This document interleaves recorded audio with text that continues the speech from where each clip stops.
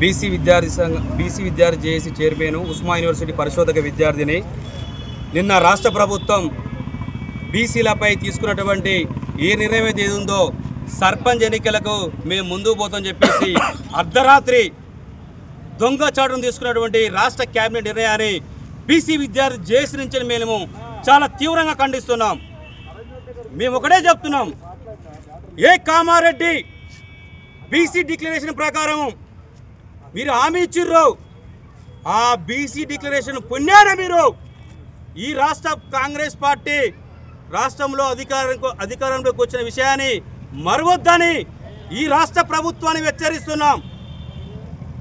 మీరు రాష్ట్ర ముఖ్యమంత్రి గారు, మీరు ఈ శీతాకాల సమావేశాలలో దేశ ప్రధానమంత్రి నరేంద్ర మోడీ గారిని, అన్ని పార్టీలతో కూడినటువంటి అఖిల పక్షాన్ని ఢిల్లీకి తీసుకెళ్ళాలి.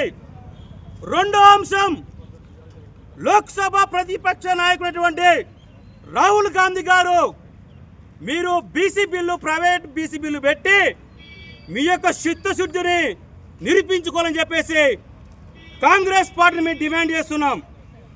మీరు చేయవలసిన ప్రాసెస్ చేయకుండా ఈరోజు సర్పంచ్ ఎన్నికలు నిర్వహించకపోతే 3,000 కోట్లు పోతున్నాయి అంటున్నావు.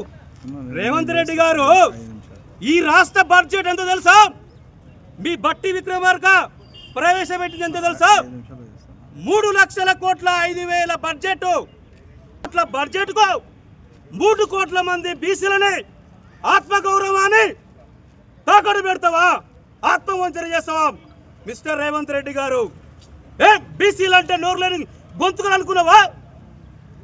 మా ఆత్మగౌరవం ఇది. రేవంత్ రెడ్డి గారు బీసీలతో పెట్టుకున్నాడు.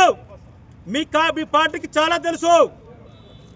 తమిళనాడులో కాంగ్రెస్ పార్టీ ఆనవా లేకుండా పోయింది. ఉత్తరప్రదేశ్లో కాంగ్రెస్ పార్టీ బీసీలతో పెట్టుకున్నందుకు ఆనవా లేకుండా పోయింది. నిన్న జరిగిన బీఆర్ ఎన్నికల్లో బీసీలతో పెట్టుకున్నందుకు కాంగ్రెస్ పార్టీ అడ్రస్ లేకుండా పోయింది. బీసీలతో పెట్టుకున్నాడు, అంతా బికరగాలయ్యారు. కాబట్టి ఒళ్ళు దగ్గర పెట్టుకుని ఈ రాష్ట్ర ప్రభుత్వం దొంగచాటున ఈ ఎవరైతే ఉన్నారో పొంగులేటి శ్రీనివాసరెడ్డి, నీ పాల పొంగు ఎందుకు రాత్రిపూట దొంగచాటున బీసీల గొంతు కోసవా? మేకప్ వేసుకునే కిషన్ రెడ్డి తమాషాలు వేస్తావా? ఢిల్లీలో ఉండి సర్పంచులు పాలన లేకుంటున్నావు. 2 సంవత్సరాల నుంచి వెళ్ళి ఇక్కడ సర్పంచ్ లేరు. సర్పంచ్లు ఏమైనా మోరులో ఏమైనా చెత్త తీస్తారా? వాళ్ళు ఏమైనా మోరులు తీస్తారా? బుద్ధి ఉందా అని కిషన్ రెడ్డి అంటున్నాం. మేము చెప్పేది ఒక్కటే, గ్రామాలలో పారిశుద్ధ్య కార్యక్రమాలు ఉంటారు, దానికి కారోబార్లు ఉంటారు, పంచాయత్ సెక్రటరీ ఉంటారు, దానికి ఎంపీఓ ఉంటారు, ఎంపీడీఓ గారు ఉంటారు, సంబంధిత అధికారులు ఉంటారు.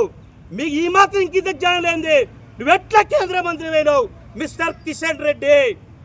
బీసీల గొంతు కోయడానికి ఇలా రేవంత్ రెడ్డి, ఇక్కడ కాంగ్రెస్ పార్టీలో పొంగిలేటి శ్రీనివాసరెడ్డి, బీజేపీలో ఉన్నటువంటి కిషన్ రెడ్డి, మీరు మమ్మల్ని చేస్తారా? జూబ్లీస్లో గెలిచిన గెలుపు, నవీన్ యాదవ్ గెలుపు, అది బీసీ గెలుపు, బీసీ వాదం గెలుపు. నువ్వు అంత అంటున్నావే. ఇలా మీరు ఎమ్మెల్సీ ఎన్నికలలో ఓడిపోయిన ఆల్ ఫోర్స్ నరేందర్ రెడ్డి 100 కోట్లు ఉన్నాయి. ఒక విద్యా దోపిడీదారుడు ఎందుకు ఓడిపోయింది అడుగుతున్నారు.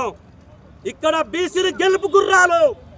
బీసీలు ఇక్కడ వచ్చేది, తెలంగాణలో వచ్చేది బీసీ రాజ్యమే. నేనేమంటున్నా, 10 సంవత్సరాలు ప్రజలు మిమ్మల్ని పక్కన పెట్టిర్రు. ఇప్పటికైనా బుద్ధి తెచ్చుకో రేవంత్ రెడ్డి అని చెప్పేసి మేము హెచ్చరిస్తున్నాం.